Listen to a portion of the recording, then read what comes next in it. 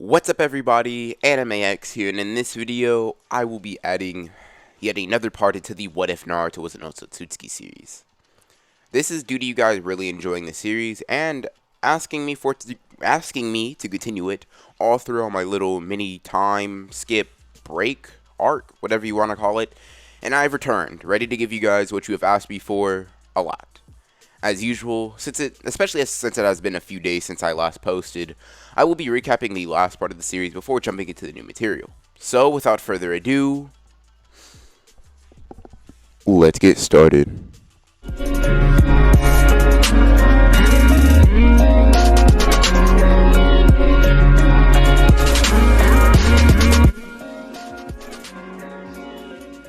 Now, in the last part of this What If, we went through quite a bit of things as we usually do with about a 20-minute video.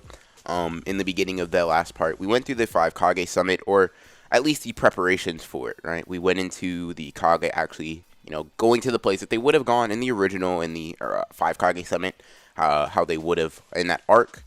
Except a few Kage were switched out just due to the times. Hiruzen, Raikage A, Raza, Yagura, and even Inoki all showed up to the 5 Kage Summit, just ready to explain and talk about how they should deal with the threat that is currently Naruto Otsutsuki.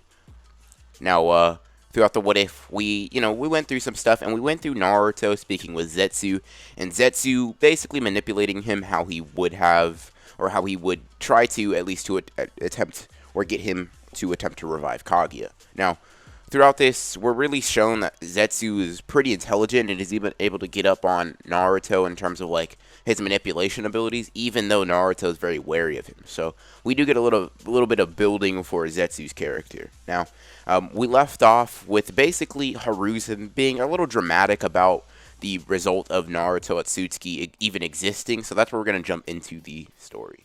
Now, like I said in the last part of this What If, the 5 Kage Summit had finally been put into action, with every Kage being either somewhat tense or perturbed in some way. Now, Hiruzen for the most part is the controlling figure of this summit, as he is able to calm everyone down after a bit of time. Lord Raikage, I'm well aware that you are very anxious to retrieve your brother from the enemy's clutches, but do not have an outburst like that again, please. Now, when this is said, the Raikage can clearly sense the subtext of Hiruzen's seemingly nice and polite words, and is not really fooled by the please at the end of that sentence.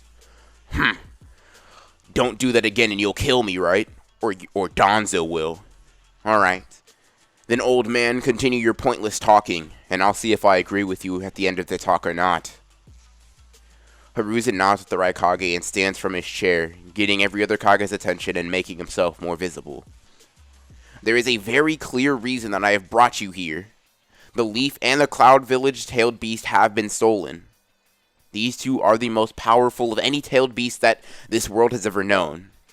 This means that your villages are now susceptible to attacks from that same being that stole our beast.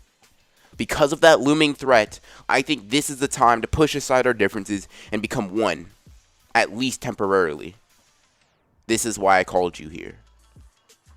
Now, as soon as Hiruzen even utters this idea of basically forming one, basically everyone starts talking over each other, ranting, speaking, trying to get in a word, and Hiruzen, knowing that if he lets everyone bigger at this summit, it'll basically become, or nothing will come of it, Hiruzen summons his staff and slams it on the ground like a judge to a gavel in order to get their attention. Everybody, listen to me. This pointless arguing and fighting must stop. Do you understand what danger we are all in if the Nine Tails' power is used against even a single village? Even the Yellow Flash, the 4th Hokage, Minato, the strongest Kage of our generation, fell to that beast's unfathomable strength. The Raikage who had fought with Minato personally sucks in his breath a bit. Minato fell to the strength of that beast? Impossible. Hiruzen looks over to the Raikage, who is shaken by this information, and nods. I'm not lying when I say that, yes, even Minato fell to his overwhelming strength, chakra, and power. And I believe if we don't join forces, we'll follow him soon in death. The room then becomes silent, and after a few seconds of thinking, the Raikage comes to a decision. I agree with the old man. If even the fourth, I should say, fell to just the Nine Tails, no shinobi, nay, no village would even have a chance against that thing. Raza, the Kazekage for the Sand Village, then decides to voice his own opinion. How strong was this Hokage that you and the Raikage seem to think that no other shinobi matched? What feats of strength did he have that convinced you of his power? Hiruzen then looks to Danzo for a second, and Danzo simply nods, communicating a few sentences in a simple exchange. Minato was the fastest shinobi I've ever seen fight. Not only had he surpassed my predecessor Tobirama in speed far back in his training, but he made even the Raikage, who was much faster than nearly every Kage at the summit, made him seem slow in comparison. Now, I ask you, Kazekage Raza, does that illustrate the gravity of this situation to you decently? Raza then nods. Yes, of course, Hiruzen. My son, Gaara, has recently become the Jinchuriki of the one-tailed beast, and I'm worried that his vulnerable baby-like state, or in this state, this person that is capturing tailed beast might attack him. So, if it is to protect him, and if it is to protect my village, I'm willing to join forces with you all. Hiruzen and the Raikage then nod and turn to the two remaining Kage, and arguably the ones that are going to be most difficult to convince to join their side.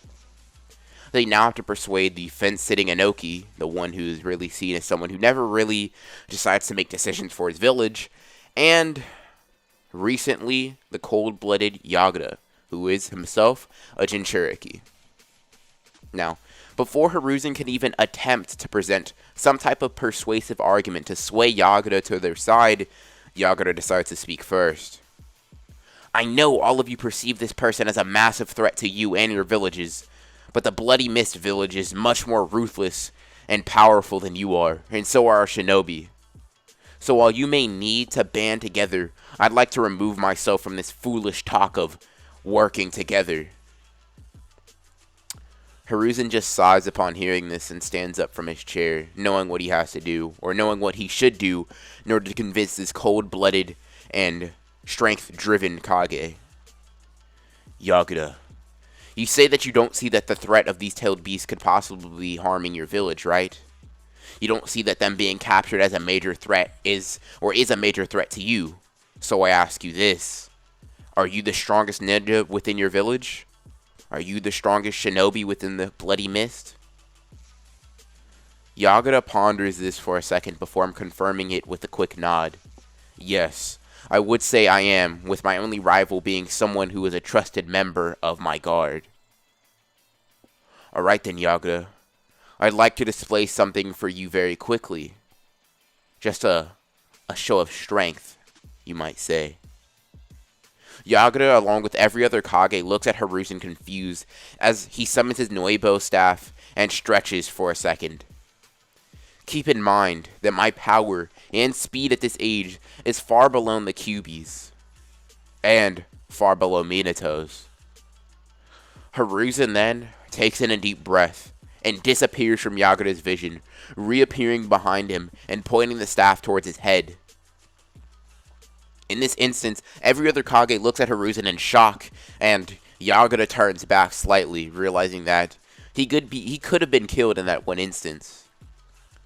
Hiruzen then, not meaning anything by it or not really meaning to hurt any of the Kage here, removes his staff from Yagura's face and strolls back over to his chair, before bowing deeply and apologizing. I'm sorry for my crude methods, and if you still don't think that the Kyuubi is that much of a threat for you, then I will leave you be. But I'll say this. If your eyes could not even follow those movements, could not follow the movements of an old man such as I, the Kyuubi will rip through your village within an instant. Yagura then just smiles, noticing or realizing what Hiruzen is trying to do, and stands up. Alright then. You've made your point, Hokage. I'll join you. Hiruzen then nods and looks at Inoki, who just has a big smile on his face. You don't even have to ask me. Based on what you said, it seems necessary to do. And that feat of speed was quite impressive. So, I agree to a shinobi alliance of sorts. Now, as all of the Kage are seemingly coming to an agreement on the shinobi alliance, Zetsu has infiltrated the summit and is currently listening to everything and every strategy that is being discussed. The rest of the Akatsuki are scattered across the outside area of the summit, with Zetsu being the stealthiest and having abilities conducive to stealth, meaning that he should be the one that's actually close up with the recon, and every other Akatsuki member be in the backup, just in case they do decide to storm the summit. With force, of course. Now, as Zetsu has himself plastered on the wall, he hears Obito in his mind directing him to break this summit up, or at least disrupt it in some way, shape, or form. Zetsu smiles to himself upon hearing this command, and turns into a glob of white goo that falls to the ground and rolls over to the Kage. And as they're in the middle of their summit, as they're in the middle of their talking and conversing, who should be the leader of this so-called alliance, he appears in the middle of all the Kage and gets ready to speak. Hello! Just as Zetsu starts to speak, Raza deploys his sand and crushes Zetsu with his gold-infused sand. Immediately after this, Hiruzen holds his Noibo staff in the face of Zetsu. You are the one who alerted us of this threat in the first place. What brings you here now? Zetsu then, without even making a noise, points towards his throat, making a gesture that's indicating that he cannot speak. Rasa, release your grip. Rasa then frowns slightly before removing his golden sand reluctantly and allowing Zetsu to speak. I'm simply here to inform you of a couple of more things. I am meant to do that after all. I thought since you guys are so clueless, I might as well let you in on a little secret. Zetsu then looks towards Yagura for a split second and smiles. Out of all of the esteemed Kage, there is one being manipulated among you. A traitor, you could say. Now, as Zetsu says these words, the impact of all of them hits the Kage, seemingly straining and cracking the already strained to the limit relationship that all the village leaders have with each other. Alright. Now that I've given you that, bye-bye now. Zetsu then waves and disappears into a glob before immediately leaving an empty, yet awkward silence within the room. Shimada Danzo, who hasn't even opened his mouth since the summon has started, decides that it is his time to speak. Hiruzen, if what that thing has said is true, and there really is a traitorous Kage among us, well, Hiruzen holds up his hand, knowing what Danzo's thoughts are. I know that we don't see eye to eye on much, Shimada, but for once, our thoughts have aligned. Hiruzen then stands up. As he does so, his face seems to age a considerable amount from the weight and brevity of what he's about to say. I think we should believe that thing, that being, because it is what has gave us the truth of someone trying to take every one of our tailed beast, and I do believe that it is telling the truth. And if that thing is not deceiving us, no one can leave this summit until we kill that traitor. Then, without a moment of hesitation or remorse, Yagura's usually lightly colored eyes glow red with the Sharingan, and he leaps directly at Hiruzen with intent to kill. Now, we shift our perspective over to Naruto, who is currently lying on his back and staring up at the stars and moon that illuminate the night. Naruto just lies down, trying to work through this turmoil and confusion in the most logical way possible. Is me obtaining the Rinnegan more beneficial to the clan than me finishing my mission quickly? Or finishing the mission and maybe going to other planets is the priority? Toneri, what would you have me do in this situation? Naruto has had this thought in his mind for the past week. He has had this mental dilemma and this mental strain conflicting him and bugging him since Zetsu has spoken to him. And due to this decision that Zetsu had strategically forced upon him, Naruto is now stricken with indecision, which has already delayed his mission by a week. Damn that Zetsu. Naruto has now, through this past week, realized that even though no one on this planet exists that can physically challenge him, Naruto's inexperience and naivete are things that can be taken advantage of in a mental battle, which is very inconvenient for him. Naruto now understands that Zetsu, while not a physical formidable enemy, is still formidable even for him, and he'll have to take him and the mind games that he tries to play with him much more seriously if he hopes to come out on top in his plans to conquer Earth and retrieve Kaguya. I have to make a decision right now. Every second I spend not doing something is a second that I spend wasting. Naruto then sits up and stares at the moon. I want my Rinnegan to develop. That way I can help the clan more efficiently in the future. As he thinks this, he hears a voice in his head. Are you sure that is the reason you want to go down this emotional route, Naruto? The Eight-Tails speaks up within Naruto's mind. What do you mean by that, Gyuki?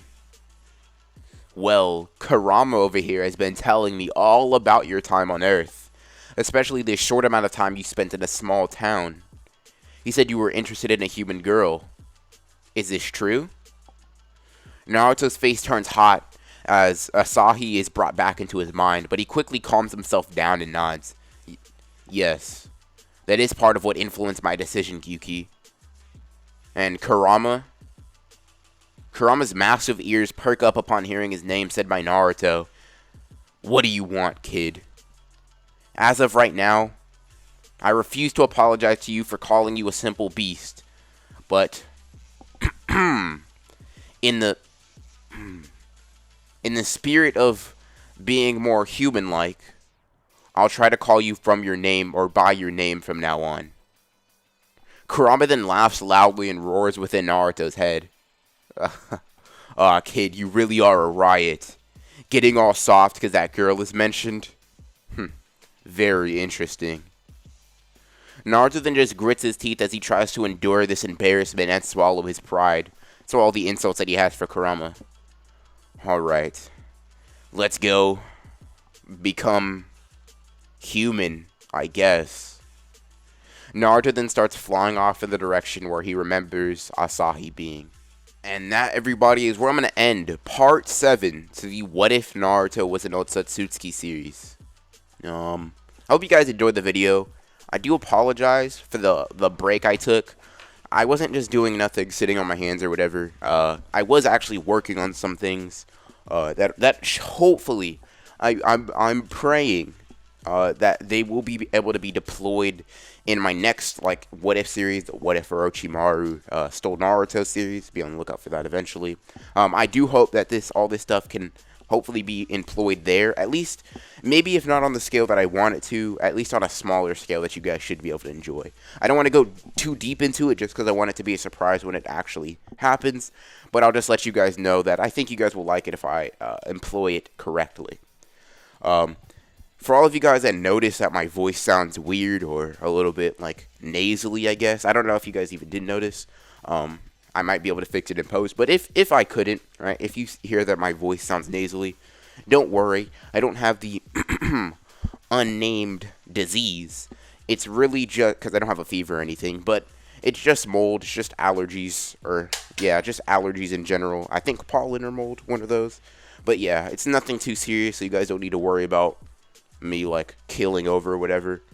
The break, like I said, not related to just relaxation or anything, just trying to get some extra work done, and the grind of this What If will continue. I know I'm taking breaks a little bit more frequently than I would wish to, but that's just kind of a result of going daily with videos that are about over 15 minutes in length. It's just a little difficult for me to do on a regular basis. But anyways, as usual, I'll leave links to my social media in the description down below, including Variety X. New video should drop tomorrow, if not late tonight.